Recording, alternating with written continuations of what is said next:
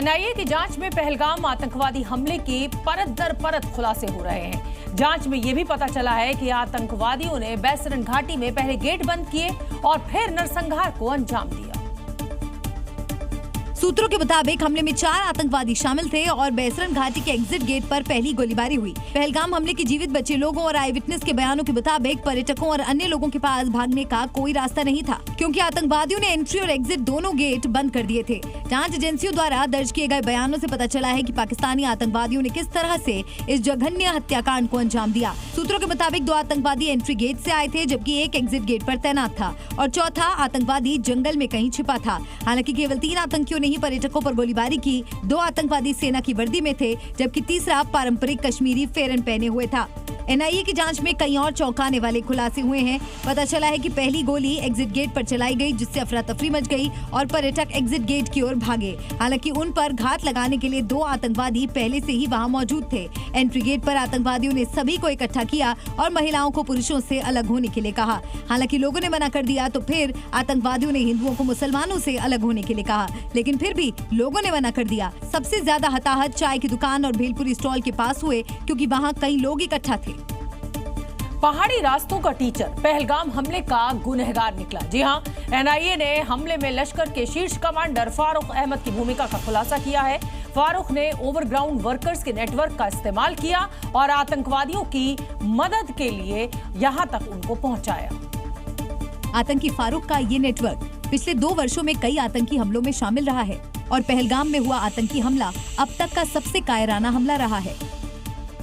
NIA के मुताबिक फारूक अहमद ने पहलगाम हमले के लिए ओवरग्राउंड वर्करों का नेटवर्क तैयार किया, जिन्होंने एफटी यानी हमले में शामिल पाकिस्तानी आतंकियों की मदद की थी।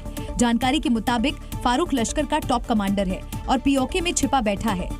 जांच में खुलासा हुआ है कि आतंकी फारूक अहमद पाकिस्तान के 3 सेक्टर से कश्मीर में घुसपैठ कर आता है। इसके पास घाटी के पहाड़ी रास्तों की बहुत अच्छी जानकारी है, इसीलिए इसे पहाड़ी रास्तों का टीचर कहा जाता है। कुपवाड़ा के रहने वाले आतंकी फारूक अहमद का घर कुछ दिनों पहले सुरक्षा बलों ने जमींदोज किया था। पहलगाम आतंकी हमले के बाद भारत के एक्शन से पाकिस्तान में खलबली मची हुई है।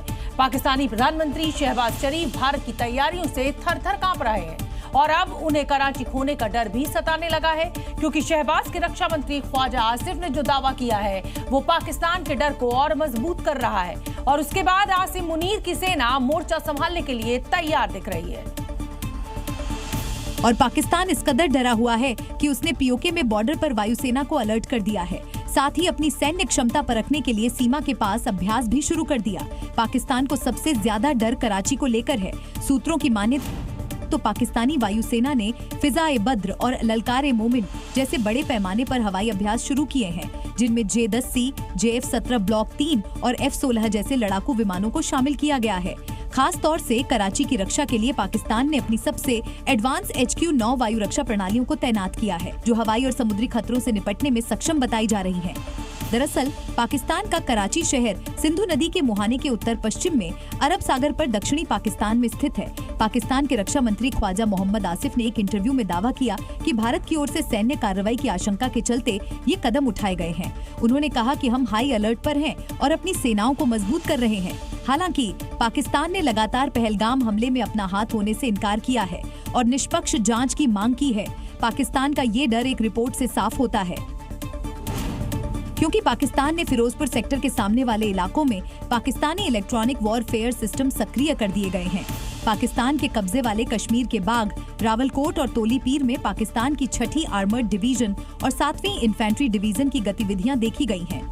ये दोनों डिवीजन आमतौर पर पंजाब और गुजरांवाला में तैनात रहती हैं, इसीलिए उनकी यहाँ मौजूदगी असामान्य मानी जा रही है। पिछले 6 दिनों से नियंत्रण रेखा पर फायरिंग की घटनाएं लगातार सामने आई हैं। पाकिस्तान की ओर से पंजाब और खैबर पख्तूनख्वा से पीओके में अतिरिक्त सैनिकों को भी भेजा गया है।